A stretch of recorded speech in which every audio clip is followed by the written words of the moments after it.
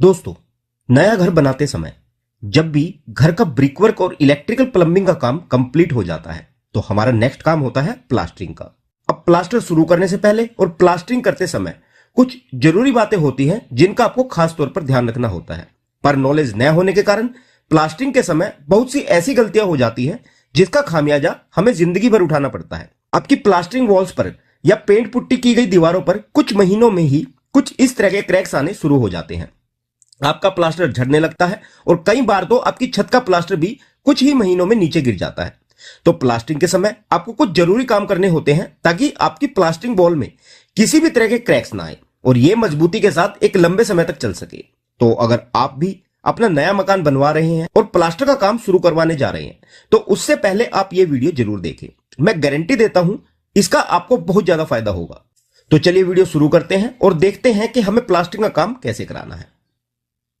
तो फ्रेंड्स, सबसे पहली बात, अगर आप प्लास्टरिंग का काम शुरू करवाने जा रहे हैं तो जाहिर सी बात है कि आपका ब्रिकवर्क का काम कंप्लीट हो चुका है। तो सबसे पहले तो आपको यही इंश्योर कर लेना है कि आपके ब्रिकवर्क का काम पूरी तरह से कंप्लीट हो चुका हो, यह आधा अधूरा न बचा हो। दूसरी इंपॉर्टेंट बात, स्लैब ढलाई के बाद जब स्लैब की शटरिंग खोली जाती है तो स्लैब कॉलम और बीम्स में शटरिंग की कीले, बाइंडिंग वायर्स और प्लाई के टुकड़े चिपके रह जाते हैं और खासकर सीलिंग में। तो सबसे पहले तो आपको इन सभी चीजों को हटवा लेना है। सेकंड, अगर दीवारों पर किसी भी तरह की कंक्रीट गिरी हो उसे साफ करवाना है। अक्सर स्लैब कास्टिंग और लिंटल बीम कास्टिंग के समय दीवारों पर कंक्रीट गिरकर सेट हो जाती है, आपको इसे पूरी तरह क्लीन करवाना है प्लास्टर से पहले। थर्ड, अगर आप पुरानी दीवारों पर प्लास्टर करवाने जा रहे हैं तो ऐसी दीवारों से उखड़े हुए पपड़ी बने हुए प्लास्टर पेंट को पहले ही हटा लेना है। तीसरी इंपॉर्टेंट बात, प्लास्टर शुरू करने से पहले दीवारों की कम से कम 7 दिन तक तराई करनी है, जो हम ज्यादातर अवॉइड कर देते हैं। आपकी दीवारें एकदम गीली होनी चाहिए, ये अच्छे से पानी को एब्जॉर्ब कर चुकी हो और इनमें नमी हो, नहीं तो प्लास्टरिंग के समय आपकी दीवारें प्लास्टरिंग के मसाले का ही पानी एब्जॉर्ब कर लेंगी, जिससे बाद में क्रैक्स आएंगे। और ड्राई वॉल पर अगर आप प्लास्टर करते भी हैं तो इन पर बॉन्डिंग अच्छे से नहीं बनेगी। तो प्लास्टर करने से पहले आपकी दीवारें अच्छे से भीगी होनी चाहिए और इन पर किसी भी तरह की धूल मिट्टी नहीं होनी चाहिए, ये पूरी तरह से एकदम साफ होनी चाहिए।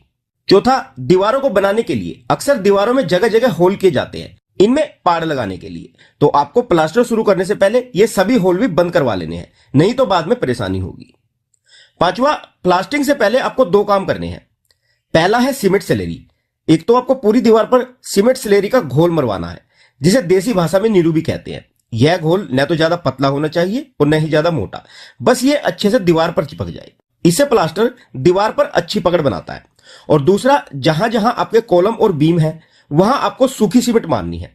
ऐसा इसलिए क्योंकि कंक्रीट सरफेस कभी भी पानी एब्जॉर्ब नहीं करता, तो कंक्रीट के साथ मोर्टार की पकड़ को मजबूत करने के लिए आपको यह काम भी जरूर करना है।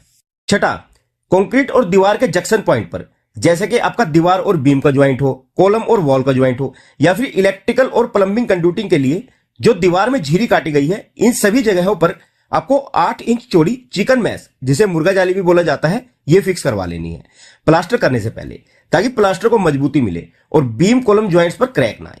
ज्यादातर क्रैक्स ज्वाइंट पर इसी वजह से आते हैं, तो इस बात का भी आपको खास तौर पर ध्यान रखना है। सातवां, अब आपको 2 बातें ध्यान रखनी है। पहला तो आपको प्लास्टर का लेवल मार्क करना है ताकि प्लास्टर की थिकनेस को मेंटेन किया जा सके। आपको प्लास्टर की थिकनेस का भी प्रॉपर ध्यान रखना है, वह कम से कम रखनी है। याद रखें, इंटरनल वॉल प्लास्टरिंग की थिकनेस 12 mm तक रखी जाती है। सीलिंग और आरसीसी मेंबर की प्लास्टरिंग थिकनेस 6 से 7 mm तक होनी चाहिए। सीलिंग पर 6 mm से ज्यादा प्लास्टर थिकनेस न हो, नहीं तो यह कुछ समय बाद गिर जाएगा। और बाहरी दीवारों की थिकनेस 15 से 20 mm तक रखनी चाहिए। और अगर आपकी दीवारों में ज्यादा एंडुलेशन है और आपको थिकनेस ज्यादा करनी है तो यह 2 कोट में होनी चाहिए, नहीं तो यह प्लास्टरिंग वॉल में क्रैक्स का कारण बनती है। आठवां, अब आप जो भी सैंड प्लास्टरिंग के लिए यूज करने वाले हैं उसे पहले छानना है, उसके बाद ही यूज करना है, जो ज्यादातर लोग अवॉइड कर देते हैं कि हमारी सैंड देखने में अच्छी लग रही है तो बिना छाने ही सैंड को यूज कर लेते हैं। तो आप ऐसा बिल्कुल ना करें, क्योंकि सैंड में कुछ ना कुछ गंदगी तो जरूर होती है, तो पहले आप उसे छाने, उसके बाद ही यूज करें। नंबर 9, दूसरा, आपकी सैंड में 6% से ज्यादा सिल्ट कंटेंट नहीं होना चाहिए। यानी कि अगर आपको सैंड में मिट्टी ज्यादा दिखाई देती है तो ऐसी सैंड प्लास्टरिंग के लिए यूज ना करें। और हां, बहुत से लोगों की सैंड को लेकर एक कॉमन कंफ्यूजन भी रहती है कि प्लास्टर के लिए कौन सी सैंड यूज करनी चाहिए। तो मैं आपको क्लियर कर देता हूं कि प्लास्टरिंग के लिए हमेशा क्रश्ड सैंड यूज करनी है, रिवर सैंड नहीं। हां, एक अच्छी फिनिशिंग के लिए आप कुछ रिवर सैंड क्रश सैंड में मिक्स जरूर कर सकते हो। नंबर 10, अगर सीमेंट की बात करें तो आपको प्लास्टरिंग के लिए हमेशा पीपीसी पोर्टलैंड पोजोलाना सीमेंट ही यूज करना है, ओपीसी नहीं यूज करना, वो भी 43 ग्रेड की। 43 ग्रेड की पीपीसी सीमेंट प्लास्टिंग के लिए सबसे सही रहती है। और दूसरी बात, आपकी सीमेंट भी मैन्युफैक्चरिंग डेट से 3 महीने से पुरानी नहीं होनी चाहिए, क्योंकि 90 दिन से ज्यादा पुरानी सीमेंट की स्ट्रेंथ कम हो जाती है, जिससे प्लास्टर में मजबूती नहीं आएगी और क्रैक्स भी आएंगे। नंबर 11 आपको ध्यान रखना है कि आपके जितने भी कंक्रीट वाले मेंबर्स हैं, जैसे कॉलम, बीम और सीलिंग वगैरह, इन पर प्लास्टिंग से पहले थोड़े ग्रूव बना लेने हैं छेनी या ग्राइंडर मशीन की मदद से, ताकि कंक्रीट सरफेस रफ हो सके। इन्हें टांचा या हाकिंग भी बोला जाता है। डायरेक्ट कंक्रीट सरफेस पर प्लास्टर नहीं करना है, क्योंकि प्लेन कंक्रीट सरफेस पर प्लास्टर कभी भी पकड़ नहीं बना पाता। और 1 स्क्वायर मीटर में आपके कम से कम 300 ग्रूव मार्क होने चाहिए। और हाँ, आपको एक्सटर्नल बाहरी दीवारों पर भी प्लास्टरिंग ग्रूव जरूर बनाने चाहिए। इससे फायदा यह होता है कि मान लो अगर आपकी बाहरी दीवार में कहीं भी क्रैक्स डेवलप होता है, तो वह क्रैक सिर्फ एक ग्रूव से दूसरे ग्रूव तक ही फैलेगा, पूरी दीवार पर यह क्रैक नहीं फैल पाएगा। तो अगर आप बाहरी दीवारों में प्लास्टरिंग ग्रूव्स बनाकर चलते हैं तो यह बेस्ट रहता है। और ये ग्रूव्स आपको तभी बनवा लेने हैं जब प्लास्टर गीला हो, यानी कि प्लास्टर करते हुए साथ साथ बनाते हुए चलने हैं। नहीं तो प्लास्टर सूखने के बाद ग्रूव्स बनाने में बहुत ही समस्या होती है, तो इस बात का भी आपको खास तौर पर ध्यान रखना है। नंबर 12, जहां भी आप वॉल टाइल्स लगवाने वाले हैं, खासकर टॉयलेट, बाथरूम, बेसिन एरिया और किचन प्लेटफॉर्म के ऊपर के पार्टीशन में, तो यहां जो प्लास्टर करोगे इसे थोड़ा रफ यानी कि खुरदुरा रखकर चलना है, वायर ब्रश या झाड़ू वगैरह की मदद से अगर टाइल्स लगानी हो। इससे वॉल टाइल्स को अच्छी ग्रिप मिल जाती है। और अगर टाइल्स नहीं लगानी है तो फिर आप इसे प्लेन रख सकते हैं। नंबर 13, कंसील्ड वायरिंग के केस में आपको सभी इलेक्ट्रिक टीवी, टेलीफोन और वाईफाई की कनेक्टिविटी भी चेक कर लेनी है, जैसे इलेक्ट्रिकल स्विच बोर्ड का लेवल, फर्स्ट फ्लोर का लेवल और दीवार से बोर्ड के पॉइंट का डिस्टेंस। इसके साथ साथ आपको प्लम्बिंग लाइन भी चेक करनी है कि वो प्रॉपर हो। और इन सभी कंड्यूट पाइप पर आप एक एंड कैप भी लगा सकते हो, ताकि पाइप में किसी भी तरह का मोटार मसाला न जाए। कहने का मतलब यह है कि आपका इलेक्ट्रिकल और प्लम्बिंग का काम पूरी तरह से कंप्लीट होना चाहिए प्लास्टर शुरू करने से पहले, तो इस बात का भी आपको खास ध्यान रखकर चलना है। नंबर 14, प्लास्टिंग से पहले ही आपके सभी दरवाजे और खिड़कियों के फ्रेम फिक्स हो जाने चाहिए, नहीं तो आपके फ्रेम्स और दीवारों के बीच गैप रह सकता है। वैसे आमतौर पर सभी चौखटें ब्रिकवर्क के साथ ही लग जाती है, तो इस बात का भी खास ध्यान रखें सही प्लम्ब और पोजीशन में आपके सभी डोर और विंडो के फ्रेम प्लास्टिंग से पहले ही लग चुके हो। नंबर 15, इंटरनल दीवारों के प्लास्टर में आपको फ्लोरिंग के ऊपर 6 इंच तक की जगह खाली रखकर चलनी है। यहां आपको प्लास्टर नहीं करना है। फ्लोरिंग के ऊपर वर्टिकली 6 इंच तक स्कर्टिंग लगाई जाती है, तो वहां 6 इंच तक जगह छोड़ दे, नहीं तो बाद में प्लास्टर उखाड़ना पड़ेगा, तो इस बात का भी आप ध्यान रखकर चले।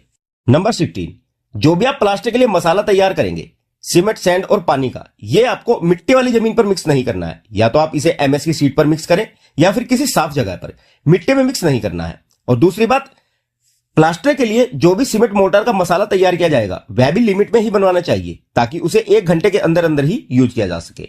तो एक बार में ज्यादा मात्रा में मसाला नहीं बनाना है, क्योंकि 1 घंटे से ज्यादा समय के बने हुए मसाले में स्ट्रेंथ नहीं रहती। तो ऐसे मोर्टार मसाले को तुरंत ही रिजेक्ट कर देना चाहिए, नहीं तो बाद में आपको क्रैक्स और प्लास्टर उखड़ने जैसी समस्याएं देखने को मिलेगी। तो इस बात का भी आपको विशेष तौर पर ध्यान रखना है। और प्लास्टर के लिए मसाला लिमिट में ही बनाना है, जो 45 मिनट तक कंज्यूम हो जाना चाहिए।